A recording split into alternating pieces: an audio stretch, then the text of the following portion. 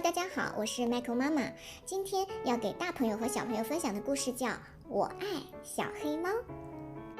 又是一个钓鱼的日子，卡梅利多和伙伴们来到小河边，他们用自己能想到的各种方法来钓鱼，管它能不能钓到呢，只要好玩就行。来呀，这里有青蛙，快追！哎呀，我的棍子掉进河里了，居高临下才能钓到大鱼，哈哈哈！可是半天过去了，他们连一条小鱼也没钓着。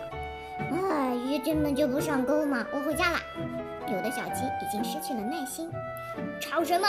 鱼都被你们吓跑了，真烦人！上钩了！小胖墩儿突然喊道：“还是一条大鱼呢！”大伙儿赶紧跑过来，围在小胖墩儿周围，眼巴巴地瞅着这个战利品。它既不是蛙鱼，也不是白斑鱼，而是一只麻袋。这是我的，你们离远点儿！小胖墩儿得意地慢慢解开绳子。啊！一只黑猫，快跑呀！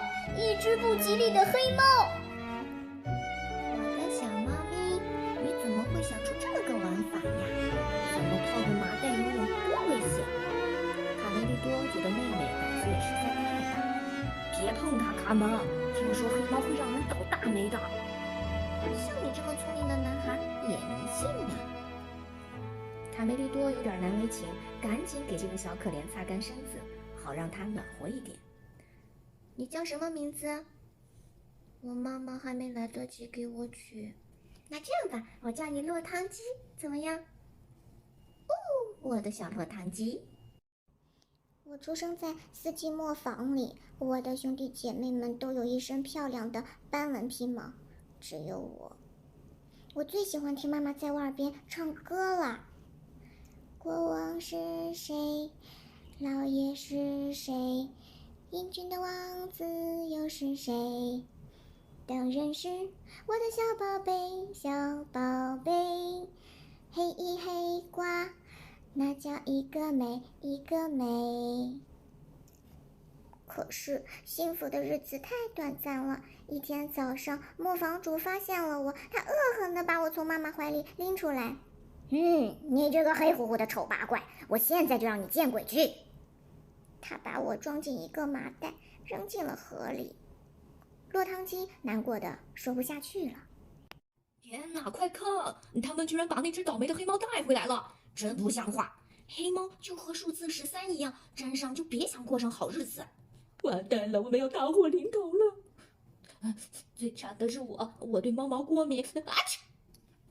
卡梅利多的爸爸妈妈听了小黑猫的不幸遭遇后，对落汤鸡很同情，他们决定先收留它。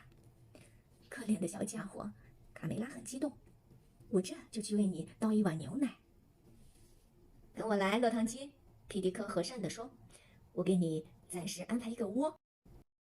这天晚上，3个小朋友兴奋地睡不着觉，他们在一起有聊不完的话。我们能一直开着灯吗？为什么？难道你怕黑？